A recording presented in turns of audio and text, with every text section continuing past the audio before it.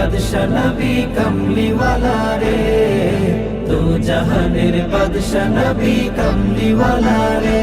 আমার মনের ঘরেতে রেখেছি যারে, দু জাহানের বাদশা নবী কমলিওয়ালা রে, দু জাহানের বাদশা নবী কমলিওয়ালা রে।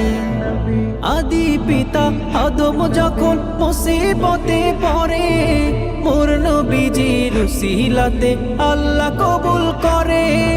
আদি পিতা আদম যখন মুসিবতে পড়ে, মোর নবীজির উসিলাতে আল্লাহ কবুল করে।